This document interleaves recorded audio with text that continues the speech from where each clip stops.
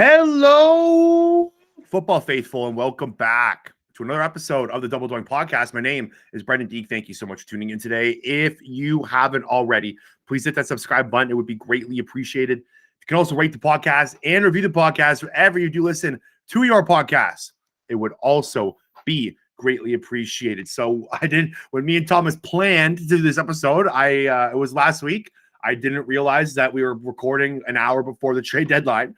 So things kind of got crazy, but I got to introduce the man, the legend, my friend, Thomas Peterson. How we doing?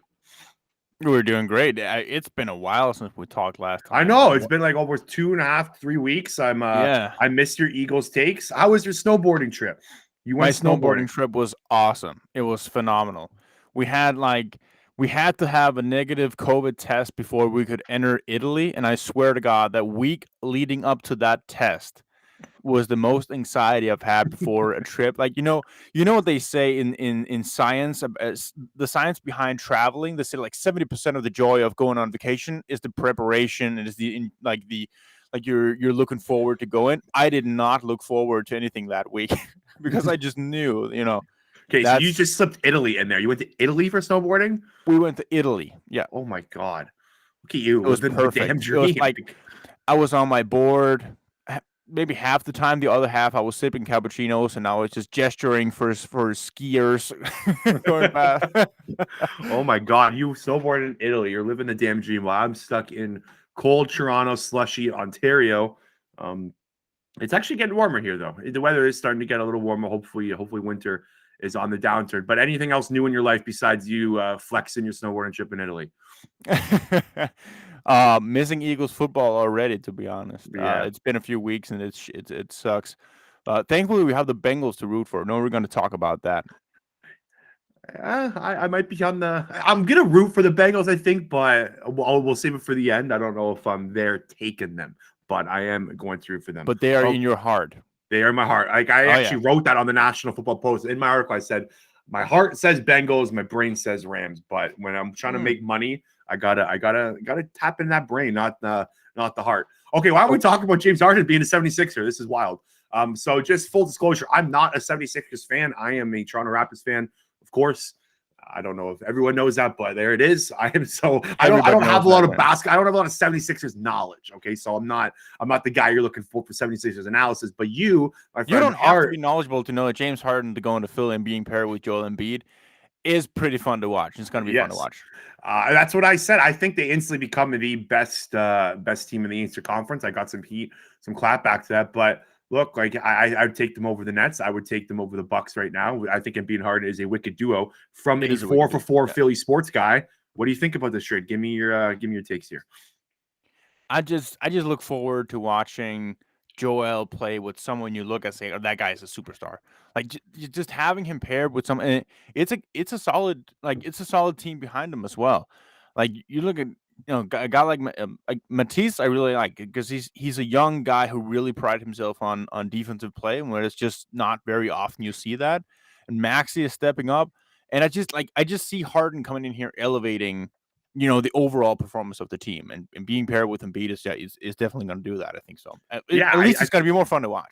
I think it's a perfect fit. Like I don't get why, and I think they gave up a little too much. Like I'm sure they probably wanted to keep Seth Curry, because when you have Harden around, you need more shooting. You're going to need. He throws the ball out a lot, right, when he attacks inside. So I'm assuming the Seth Curry one. And I saw a lot of Drummond love. Andre Drummond, people didn't want him to go, but I think keeping Thibault and Maxey is better, right? Like I think. Yeah, I think it's better. I think that was the main priority for the 76ers. But I mean, losing Seth, kind of sucks, but really the only guy who's going to be shooting threes for the 76ers now is going to be James Harden. Yeah, that's right. And I'm assuming they'll probably try to do slip in the buyout market and stuff like that. I don't think they're done, right? Like they just gave up a lot of players. I can't imagine they're done. We'll see what it looks like. They're going to have to make some moves for sure. And then, the NBA trade deadline, like I was talking to my boys group, I love the NBA trade deadline. I love deadline days in general. The NFL deadline is always the worst one because it's too early in the season. I always said the NFL needs to push back the trade deadline so more teams are out of it by then, and then you'll get more trades. I hate how it's only at week 8. It drives me nuts, but trade deadline days are always exciting. Okay, why don't we move on to some Eagles stuff? And I want to start with Jonathan Gannon not going anywhere. So he is back as an Eagles defensive coordinator. There was rumors that he was going to be getting the Houston Texans job, and they ended up going with Lovie Smith. Yeah, and they ended up going with Lovie Smith, which that's a whole different conversation. What the hell the Texans are doing in that building? What that whole coaching search has just been bonkers. It's just been bizarre. Like, how do you fire David Culley and then land on Lovie Smith, who was already in the building? Like, and that's the thing. That's where it starts. Like firing Culley, who he's basically just. It was so clear as day that he was the scapegoat for that front office, because he did a heck of a job with what he was given, and he gets fired.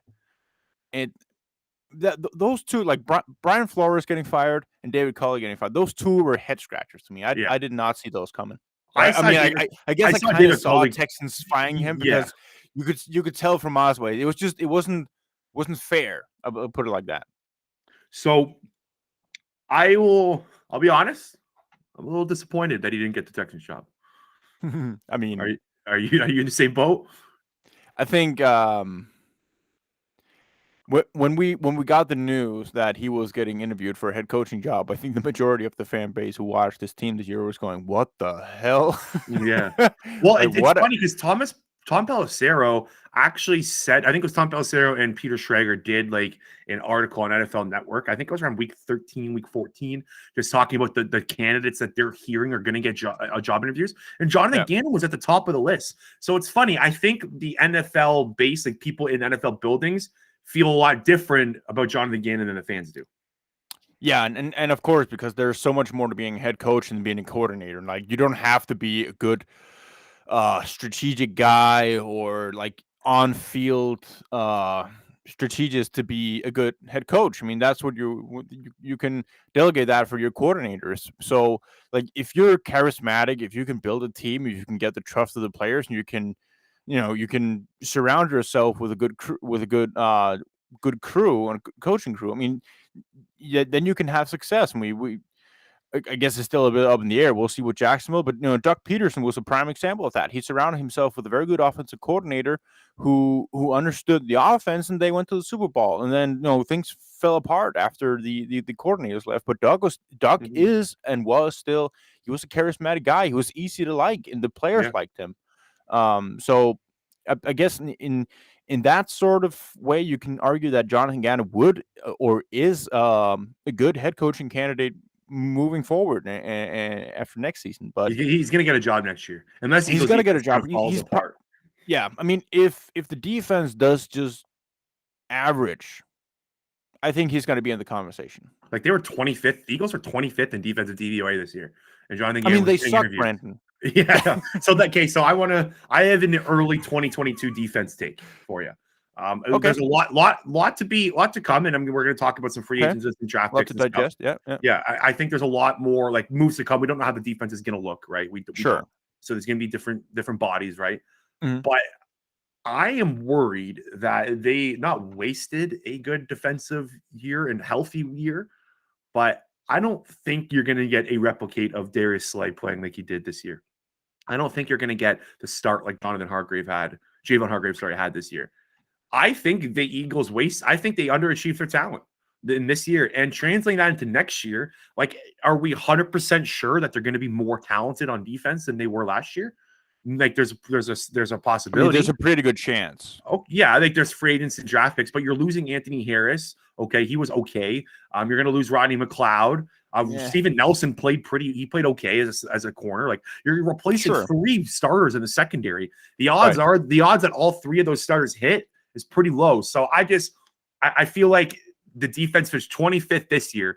Like, all eyes are on Gannon next year. Like, all eyes are on this defense going into 2022. They need to drastically improve, and I think there's definitely a pathway for that. Like, there's draft picks, free agency, and whatnot. It's just like Darius Slay's not going to play. Like, he could be better. Like, don't get me wrong, but odds are he's probably plays maybe just as good or he steps down a little bit. But I feel like they wasted some good talent this year on the defensive side of the ball. Okay, I mean, that's fair. I think also one of the fair things to say, like, sort of to back up Jonathan Gannon and sort of in his favor is that, he got the coaching job without much being added to the defense in terms of high level talent. I Yeah. mean, Hargrave was here already, Slay was here already, but it's not like they had a bunch of young guys who were just really stepping up. I mean, Josh Sweat took strides forward. He played up to his contract. Avonte Maddox took a step forward, played up to his contract. But it's not like losing the free agents that are here right now that the team is set to lose, like you said, Rod McLeod Harris, Derek Barnett. It's not like those guys are irreplaceable No, they're not. stars and you're heading into an offseason now where you can say, all right, Gannon, what do you need on the defense? Like, what do you need for your system to work? You know what I mean? But do you really want to do that? Because he's going to leave anyways, right? He's going to take off probably in 2023. So I feel like getting Gannon guys, whatever the hell that even means, then like you're like, I agree with. I'm not like it's not a back shot to you. My point is like, what is a Jonathan Gannon guy? Like, what is he looking for? Like, I don't know what I don't know what that means. I think it's a general. It's just a general. It doesn't matter if let's say Jonathan Gannon got the head coaching job with the Texans. You bring in Wink Martindale, or you bring in. I wanted Vic Fangio so bad. Vic Fangio, like you're still heading into an offseason where you can actually spend. The Eagles couldn't spend last offseason. They didn't have a ton of high draft picks. Like they're probably going to move around a little bit with their 3 first-round picks, but you're going to have first-round picks that you're probably going to spend on defense for once. And you even have you have a high second. You're going to have there's so much capital that can be spent on defensive talent, high-level talent that could potentially turn into blue-chip players, and suddenly it's a very different situation. I mean, they can still sign Steven Nelson. We're getting into some of the free agents. Steven Nelson is not really going to be I don't think he's going to be highly sought after in the free agency market this year either. But he played pretty well. Like he wasn't like he was a fine second corner, right? Like he was okay. Like he was average. But that was the same story coming into free agency last season. I mean, he was okay. He wasn't top of the line. He wasn't someone who's, he came to Philadelphia to prove himself. Did he? I mean, he played okay. I think he outplayed his contract. If that's something like they give him like what 2.5? I think it was like 2.5, 2.7 million, something like that. So like I think he outplayed. I think he outplayed. We're talking 2.7. I mean, they're probably going to up the price if they want to keep him. But would they? Would they keep him? I mean, no. I hope they don't. Like, I hope they look another direction. Me neither. Like, any of these guys are leaving. It's not like I'm saying, they should keep this guy. So, I mean, is that really a testament to how good they were last season? It's more of I think like I don't see Darius Slay being as good. I don't think Javon Hargrave could be as good. Maybe he had a wicked start. I don't know if he gets off to a hot start like that again. Like I 25th DVOA just sucks. I just feel like they left a lot on the table. Like, and even going back to the Bucks game, like they couldn't, like the Bucks just drove right down the damn field like 3 straight times. Like I don't know. I hate.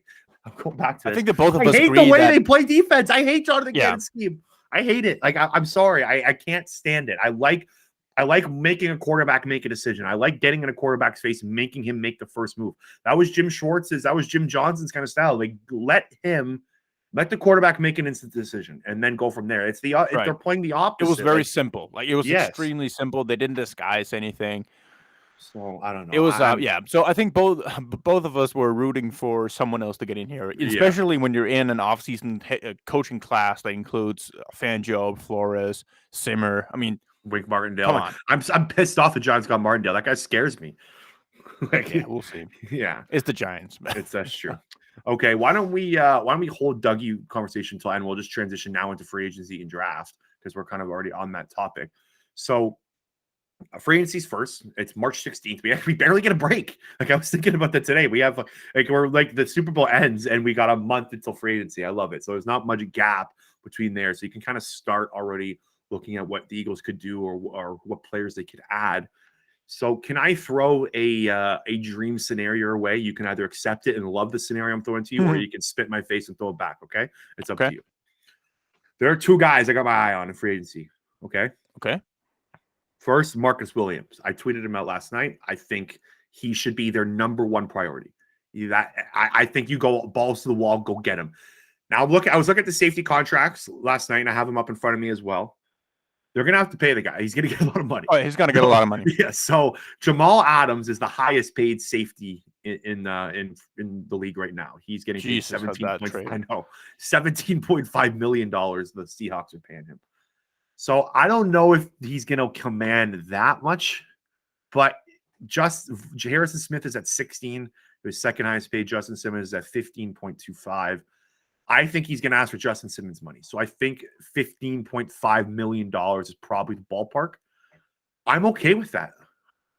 Yeah, I think he's going to want to be the highest paid just with the cap going up. Yeah. Okay. I think he's going to get around 16. Okay. So I wouldn't go over 18. I think 18 million is kind of like, whoa, we're getting to weird territory there. Yeah. I think I would give him $16 million a year. I would give him a 3-4 year contract over $16 million. Sign me up. What do you think about that? I think the safety free agency class is going to be interesting to watch because you're going to have those top 5 guys, right? Marcus Williams, Bates, Matthew, May, and Quandre. So Quandre Diggs, so that's a guy that intrigues me, but he's coming off a broken foot and he's 30. Yeah, and you know May what I mean? Is coming off torn Achilles, right? Yeah. So he's probably going to get a 1 year. So then it's going to be Bates. Bates is going to get tagged. Like their Bengals aren't. Yeah, he's probably going to get tagged. No way. So it's going to be Matthew and Williams, and let's see if they don't retain Matthews. I think Matthews probably goes back to Kansas City, right? He's a leader on that team. They love him there. It would be weird if they let him walk. Yeah. So I agree with you that Marcus Williams is going to should be a priority. I think he's the number 1 priority. I think that's the guy. And I think if he's not gonna be the guy, I was looking at a guy like Jordan Whitehead. I think he played extremely well. That's another guy. Yeah. When the Eagles played them, I mean, to be honest, it wasn't a guy that I really watched too much. But then naturally, when the Eagles play him, you're just going to look at it more. And I thought he's a physical dude. I mean, he played. He's played through injuries, and he's just kept playing well. And I mean, that's a guy who's going to be in a much lower ballpark than Marcus. Than Marcus Williams. But then again, like it's not often that you have a 25-year-old safety like Marcus Williams who's that good, who's going to hit the open market. And it's primarily going to be because Saints are like they're fucked with their cap. They're $76 million over the cap. And they already tagged him too. You can't tag him again. They can't afford that. They can't afford that. And I mean, the only reasonable way the Saints can work their way out of the cap hell now, if it is not letting go of a shit ton of players, it is extending everyone, and then you have a ton of problems in 2 years, 3 years, 4 years. So I think there's a good chance that Marcus Williams hit the open market, and the Eagles should absolutely be in. I'm not a huge fan of paying a guys a ton of money for agency. It's never been kind of my MO. I think for this certain player, this certain player in this certain circumstance, the Eagles desperately need safety help. Like it's no secret. They haven't Malcolm Jenkins left. When he left, he left a big hole there. Exactly, he did. And the key is like you want to spend top money when it's the top guy. This is one of the best dudes at his position. And he's young. He's 25. Exactly. And consistently good. He was good 2 years ago. He was good last year. Like 3 years ago. He was. He's been good ever since rookie year. Yeah, and it's funny. He was the guy that whiffed on Stephon Diggs.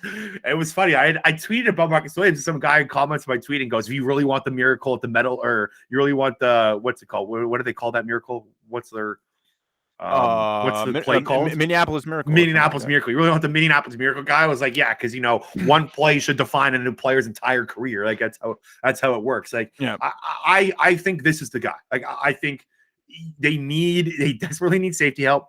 They desperately need a leader on that defense. They need to infuse this team with young talent, young defensive talent. This guy's 25. It's going to be expensive. The Eagles have the cap space. That's something I probably should have said at the beginning. So is my math correct? What the research I did, they're going to have about $43 million. Am I in the ballpark? No, I think you're way over. Way over? Because after the Brandon Brooks extension, I thought it was about $43 million. I thought it was in the ballpark of 30.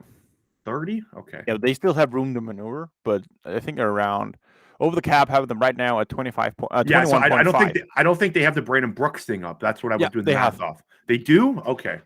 I was doing it on the fact that they didn't have the Brandon Brooks money let go yet. So I was adding that to it. They're going to get about $1 million more when Brooks it becomes officially official. Like when it actually goes on the retirement list, they're going to save $1 million more. Are there any? I'm not a cap expert. Like I haven't dove too much into the Eagles cap yet. I was just doing some math to see how much space they have. I haven't looked through any players. Are there any like extensions or They guys can that can extend cut Darius that you're looking Slay. at? They can extend Darius Slay and save around 12.5. I don't Okay. know how long his contract is. Isn't it like a year He, more? he's 2023. He's locked Yeah, up until at least 2023. end So of if they next year. extend him through 2024, with guarantees, Would you do they can that? save around 12.5. Yeah, I think he's. I mean, he's a Pro Bowl guy. You don't have anyone right now that you're going to say we're going to pluck this guy in there. Like right now, they're trying to find someone opposite of Slade to begin with. Yeah. So like when you're looking at the draft this year and the coming year, like, do you think you have two guys to replace Darius Slay and fill the other slot in the next 2 years? Highly doubt it. I mean, if they hit on someone this year, they're probably going to take a cornerback this year. That guy needs to hit, and then you have one. So, I mean, I think I'd do it simply because he's playing at a Pro Bowl level. I mean, you and I both talked about he should have all Pro considerations at least. Yeah. So with that in mind, I mean, it's not like he's old. So I think I would consider it. He's one of the guys that I would consider either restructuring or extending because they're going to have a lot of money when the Carson Wentz money goes off the roof. So how much? So my math is completely off. Okay, so not 43 million. I was going based off of that. So how much money are they realistically going to have at the start of free agency? Like I think ESPN did an article as well that said they were going to have $41 million or something like that. Okay, I mean that's. Yeah. I mean they can easily maneuver around, like like we said, like extend Darius Slay. You have like 35, so around that area.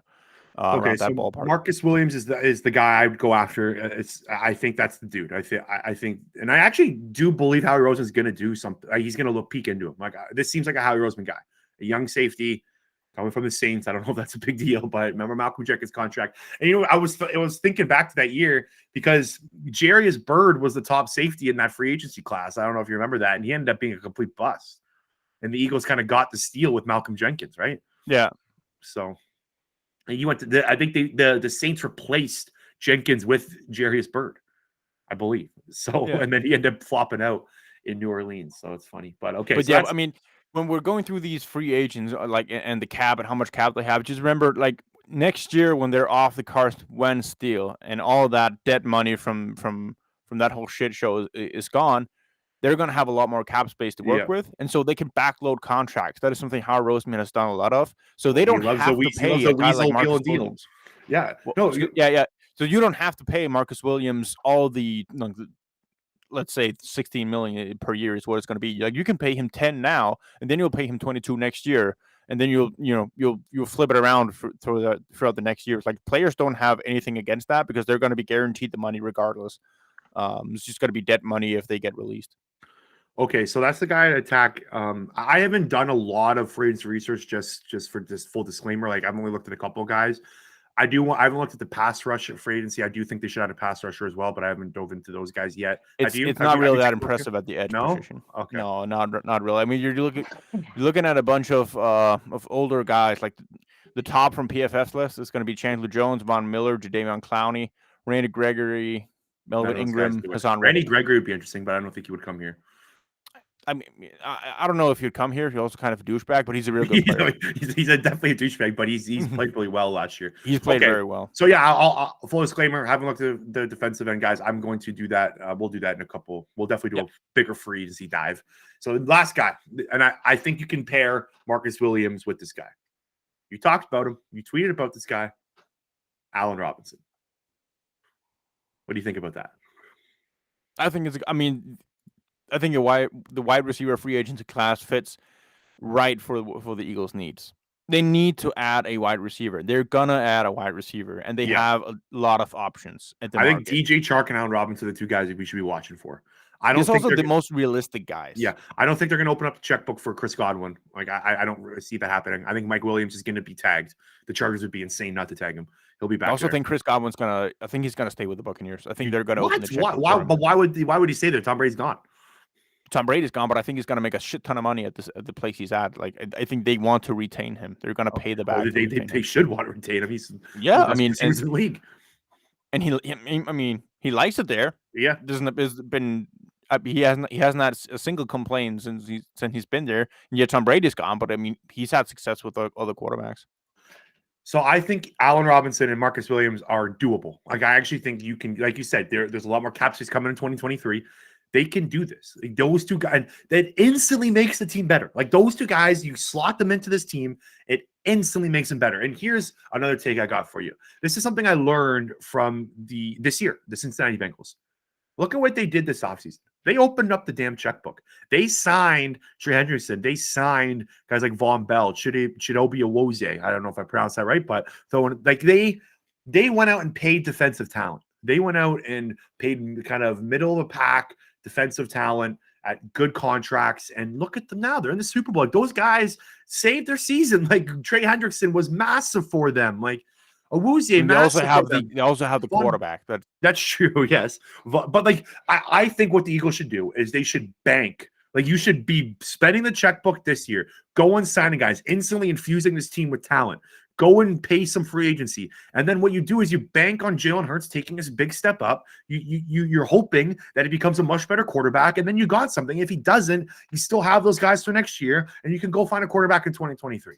Like I think what gets lost in the shuffle here is Jalen Hurts could take a big step, take a leap up in 2022, and that would make the team a lot better. So I just feel like don't be shy. Go and get players this offseason. Don't act like we're in another year to rebuild. Go and infuse this team with talent. I have a question for you because I was looking through the list of free agents, and I got to this position, and I thought it was an interesting thought of adding a guy behind this offensive line, and I'm talking about running backs. Okay. Because I know, both you and I are not the biggest Miles Sanders fans. No.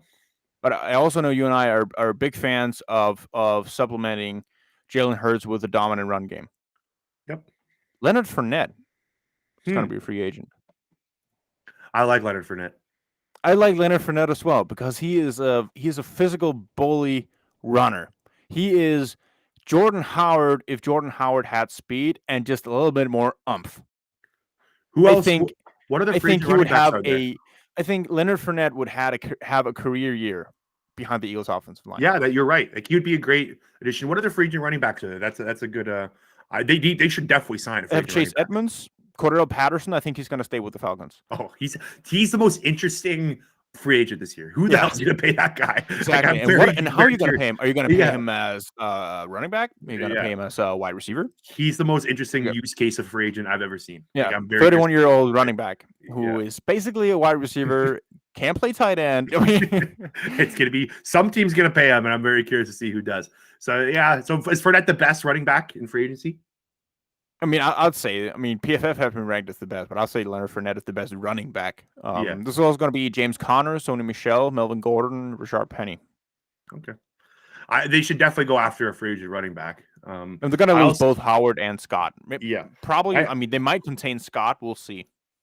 I have my eye on Dameon Pierce. He's one of the guys I've watched in the draft. Have you seen him? Florida running back. He's such a good pass blocker. He's a beast. He's a 3-down running back. Look at you, tape grinder, just throwing out his pass blocking. This guy's a tape grinder. He is. You saw the clip from the Senior Bowl where he absolutely smothers the defensive end. I didn't see it. No, it was. I need to find that too. Yeah. But before that, and I want to underline, before I watched 2 games of Dameon Pierce, the only thing I came away with was, holy shit, this guy can block. And as soon as I saw the first clip of him blocking, it was like I didn't even pay attention to his running after that. Like, we can fix that. He's behind the Eagles offensive line. Screw everything else. Get me this guy and get me in there as a 3-down guy, and you're going to be set. You can add a free agent. Mm-hmm. I would not be opposed to that. So back just quickly on the Allen Robinson front, what do you think he gets? How much money do you think he gets? So I was looking. So Corey Davis got 12.5. I'm assuming he's probably not going to need a long-term contract. Do you think he bangs the table for one? Like, he had not a bad year, but he was off this year, right? Like wasn't. I think he's gonna. This is the year that he is gonna get him like a heavier multi-year contract. Do you think he would accept a 1 year, kind of similar to Alshon? Like, Alshon was 1 year, $14 million when we signed him, right? I don't think Allen's going to go for 1. No, I think he's going to go for 3 or 4. Okay, that's like entering free agency again is 30 is a lot different than entering at 28.5. That's true. I was part of my theory was that you could get him on maybe a 1 or 2 year deal for something cheap. Well, not cheap, but like and maybe the 11 to $13 million range. But yeah, you're right. I didn't think of it from that angle. Like this is probably maybe his last chance. But it's just he's not going into free agency on a high, right? Like he had how many yards did he have last year? Like Not a ton. Yeah, He like had an off year. Yeah, so I think you can maybe convince him into 1 year, but yeah, his agent's probably I saying don't no, even no, no, think no. he had 500. Yeah, I think he had like 380 or something like that. I could be wrong. You fill in space. We'll do the good Yeah. podcasting here. All right, Yeah. he had 410. 410. TE. Like, so how can you can't be that guy can't be banging the table for a massive No, but it's gonna be contract. very interesting to see how the wide receiver market develops. And it's gonna start with Devontae Adams. He's gonna set the line for Chris Godwin, and that's gonna set the line for Mike Williams. And then, I mean, Allen Robinson and Gallup are gonna be scaled after that. So we only got a couple minutes left before we got to get out of here. Why don't we just touch quickly any draft takes you got? Anyone you're looking at? I haven't started yet. I've only watched our boy Traylon Burks. I'm obsessed with that guy. I can watch it forever. I've watched a little bit of a Jobo, but no, I haven't done much draft research yet. We talked a little bit. We chatted a little bit about Tyler Linderbaum. Yeah, he's a beast. Like him, eh? He's a Thomas Peterson guy. He is a Thomas Peterson Yeah, guy. I knew you were gonna. Maybe I just put on the tape from one game and he just smacked people around. Like, okay. I'm looking forward to diving into some draft guys with you. But Tyler Linderbaum, yeah, I haven't watched anything, but it's an exciting time, man. Three first round draft picks. Like it's gonna be fun knowing that the Eagles could get some of these guys. I think the biggest take I have right now for the draft is that Mark Gardner is cornerback 1. Okay. And he's not going to last. He's over Stingley. Okay. You don't think he's going to be there at 15? Nah. I think there's a much better chance Stingley's there at 15. But I think both of them, it's going to go it's going to be another J.C. Horn, Patrick Surtain situation. Yeah. They're going to be talked about a little bit. I mean, those are talented guys, and then come the combine. They're going to send out some videos of them doing like freakishly athletic stuff, and Mark Gardner is going to be measured, and he's going to look like a pterodactyl when he's going to get measured because his wingspan is like he's going to get so much hype. He's going to go top 10 as a lock. Stingley just might go top 12. Horn was 8 and was Surtain 9. Was that one? Something like that. 7? They both went top 10. Yeah. Okay. That's a good comparison. Probably going to go similar to that. Okay, Super Bowl. Before we get out of here, we'll save Dougie P for another day. Super Bowl takes, Thomas. All right, floor is yours. What you got? My heart is going Bengals. Okay. And every time that the Bengals have been playing somebody, I think they've been underdogs.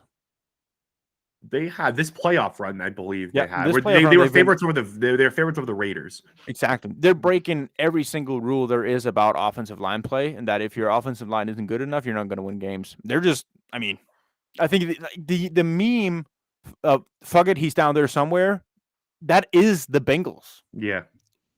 And I think they're going to win outright. Okay. Hit the money line. They're going to cover.